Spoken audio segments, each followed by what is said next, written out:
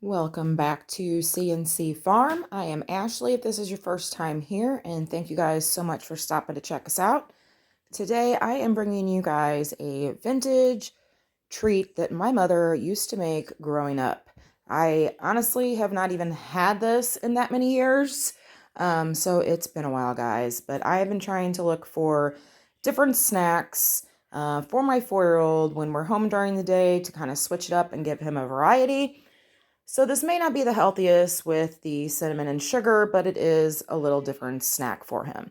So what you're going to do is you're going to start off with half a teaspoon of cinnamon and 3 tablespoons of sugar. You're just going to want to mix that up real good.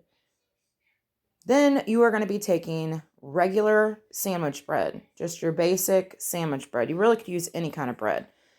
You are going to roll that out with a rolling pin, flatten it out a little bit. Then you're going to take your cream cheese. Now you want to make sure your cream cheese is softened. You can see mine is sitting there getting soft on the counter in the Ziploc baggie. Now I cannot emphasize enough, make sure your cream cheese is very soft. I did not have mine quite soft enough, and I did have a little issue with the bread tearing, but no big deal because it rolls up and you can't even tell. Just keep that in mind.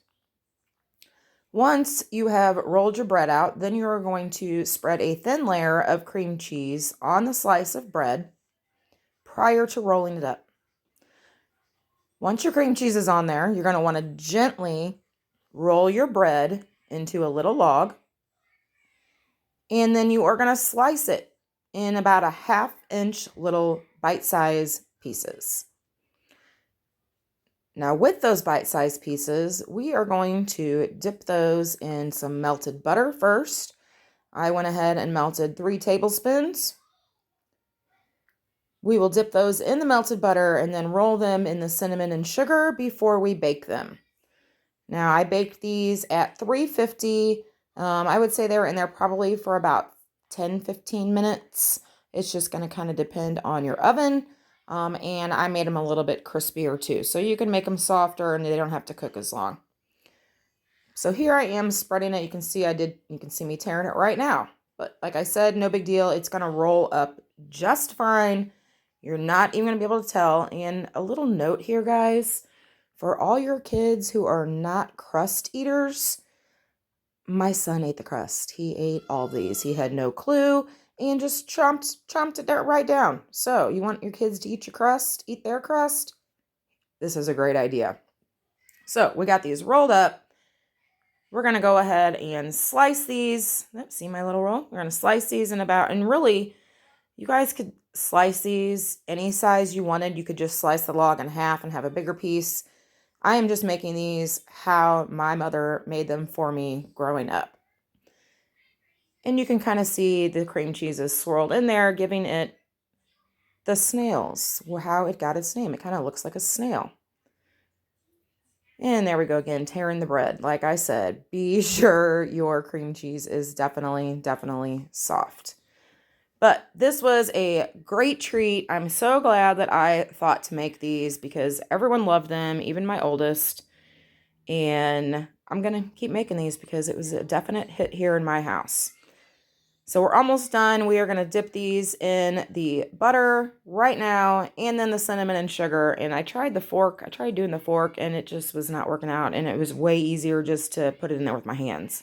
So that's what I ended up doing is I just used my hands. Most of you know hands are the best cooking tool anyway. So we are dipping those in the cinnamon and sugar and we're going to put these on the pan, bake them for about 15 minutes at 350.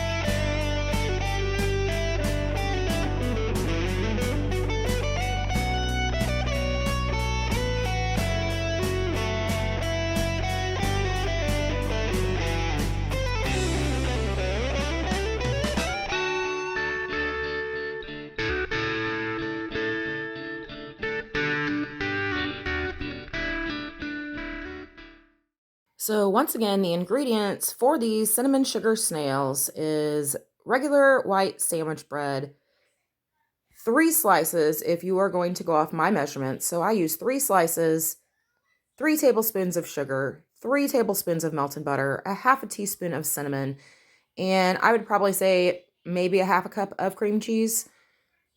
Fabulous, guys, fabulous.